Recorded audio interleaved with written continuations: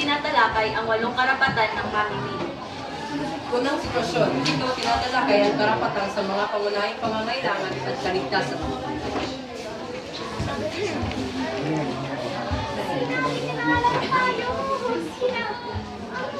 Okay, ito, kumain na kayo. Ano na naman yan? Palagi na lang tingnan mo yung mga anak mo.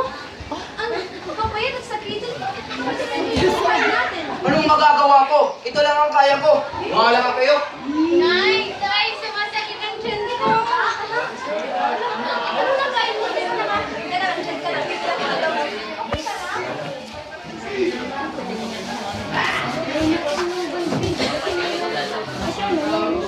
Bili na kayo! Bili na kayo! Meron akong paninda dito. Iba't ibang mga uri ng paninda. May gamot, may pabango, may mga pampaganda. Meron naman ang gamot na gusto mo. Yung pangaganda, sakit ng tiyan, ng...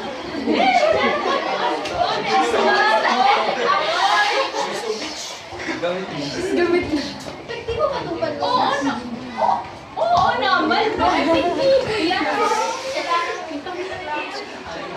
Sige, tatlo. 50 pesos para sa... Right lang bandi ko. Ay, iba. Kumakianan. Damo kasi. Bili na kayo! Bili! Uy, ito din ang ganda mo. Mga gamot, may mga babango, may pampaganda.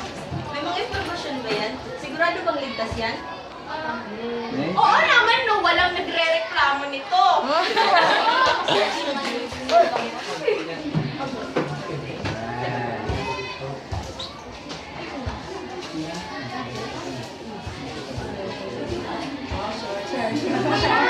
Ang mga boarding house na to, dumi, araw-araw lang nakakainipan na eh. Kaya nga, laging makalat, babayad ka na sabat ng upa. Tapos di pa rin nasusulbar itong problema. Kaya nga, nakakainis na talaga. Kailangan kausapin natin yung boarding house landlady. Dapat may patakaran sa minister. Dumi ho. Excuse me, anong problema? Gusto na namin reklamo kasi palaging makalat yung boarding house. Ganun ba? Boarding house. Kung gusto mo, ilipat mo na lang yung perang binigyan ako para sa upas. Ayos na lang kami. Huwag naman, huwag ganun. Sige, bukas na bukas, papalinis ko ganyan yung boarding house na to. Sige, buti yan. Bukas. Mga barangay, tara niya. Meron tayo niya yung pagtitipon. Welcome natin si Sir Tiliang mula sa...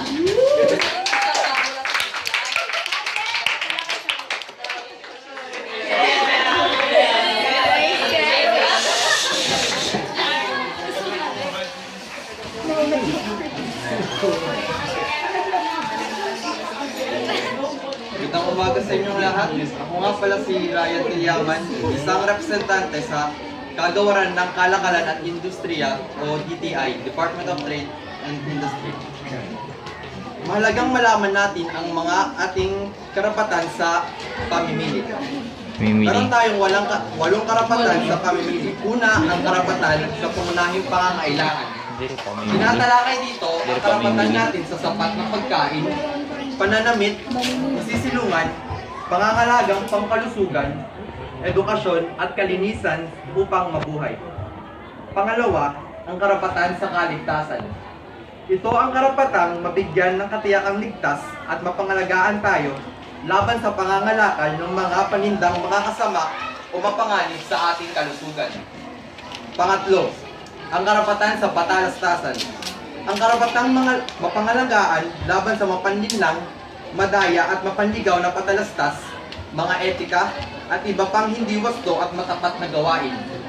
Ito ay kailangang malaman natin upang maiwasan ang pagsasamantala ng iba. Pang-apat, ang karapatang pumili. Bawat isa sa atin ay may karapatang pumili na iba't ibang produkto at paglilingkod sa halagang kaya mo kung ito ay monopolisado ng pribadong kumpanya man. Dapat ay magkaroon ng katiyakan sa kasiyasiyang uri at halaga ng produkto nila. Pang-5, ang karapatang dinggin. mayroon tayong karapatang makatiyak na ang kapakanan natin ay lubusang isinaalang-alang sa paggawa at pagpapatupad ng ating patakaran ng pamahalaan. Pang-anim, ang karapatang bayaran at tumbasan sa anumang kapinsalaan. Ito ang karapatang mabayaran sa anumang kasinungalingan o mababang uri ng paninda o paglilingkod na ibinibigay o pinagbibili, kahit na ito ay pagkakamali, kapabayaan o masamang hangarin. Ikapito, ang karapatan sa pagtuturo tungkol sa pagiging matalinong mamimili. Ito ay nagtataglay ng karapatan sa katalinuhan, kaalaman na kinakailangan upang makagawa ng hakbangin makatutulong sa mga desisyon sa pamimili. At ang panghuli, ang karapatan sa isang malinis na kapaligiran. May karapatan sa kalayaan, pagkakapantay-pantay, at sapat na mga kalagayan sa buhay na nagbibigay pahintulot sa isang marangal at maayos na pagkatao at ikaw ay may malaking pananagutan na pangangalagaan at pagbutihin ang iyong kapaligiran para sa kalusugan at kinabukasan ng ating saling lahi. Mahalagang alamin natin ang ating mga karapatan upang bilang isang consumer, upang maiwasan natin ang mga panloloko o pagsasamantala at tayo magabayan upang malaman natin ang ating mga dapat gawin at hindi dapat gawin bilang isang mamimili. Yun lang po. Salamat sa iyo. Ngayon, lubusan na namin naunawaan kung ano ang kahalagahan ng walang karapatan ng mamimili bilang consumer. Salamat. Maraming salamat po. Kaya ako nakatulong ako sa iyo.